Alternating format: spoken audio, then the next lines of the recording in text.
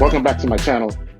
It's been a long time that I haven't posted on my YouTube, so welcome if you haven't seen my face in a while. It's been 3 years since I posted on this page, but I promise you I'm going to do my best to get you as much content that I can on this channel moving forward. I'm going to talk about things like live production, taking you around on some of my shows. I'm going to do some stuff in the studio as well, maybe make some beats, mix some music, a whole bunch of other stuff. Also, let me know what kind of content you'd like to see on this channel, and I'll be happy to get that to you. Please, as well, if you're here and you're watching this video, subscribe to this channel. We're going to try to grow this channel this entire year, and I promise to keep you engaged and active for the rest of the year. So the guys and I are going out for dinner tonight, and there's one subject I kind of want to talk about, and that is how difficult it is to eat when you're on the road. We are going to a Brazilian steakhouse tonight, but usually the options when you're on the road traveling, for those of us who do live production, or even you in your corporate setting or whatever you work in and you travel and you're outside of your usual comfort zone, you might find it a little difficult to find the right nutrition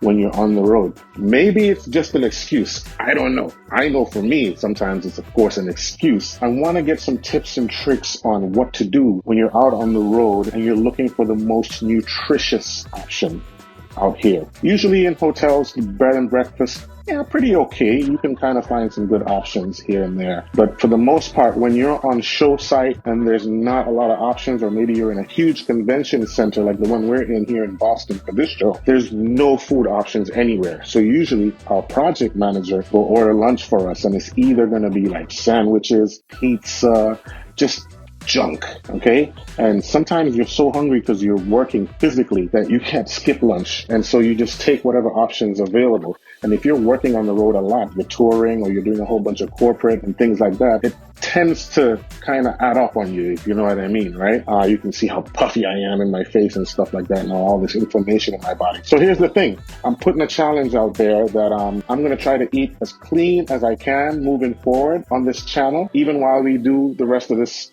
live production. I'm showing you behind the scenes and in the studio and different things of my life, daily activities and whatever I can get to you. I'm going to try my best to do my best to eat as clean as possible as I can. I'm going to put the challenge out there for you guys too. If you have any ideas, tips, tricks on how you eat on the road or in your environment, throw some ideas in the comments for me, and let's see what we can come up with together. I kind of want to touch on eating disorders a little bit too, because I found out the other day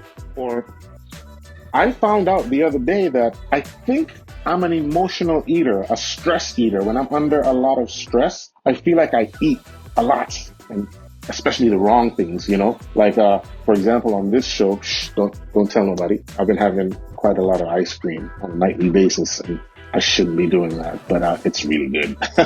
But anyway, like I said, sometimes my excuses are real excuses, if you know what I mean. So I'm not going to keep this too long because we're about to head out to go eat. I'll show you a little bit of the restaurant if you'd like to see. So without further ado, let's go eat.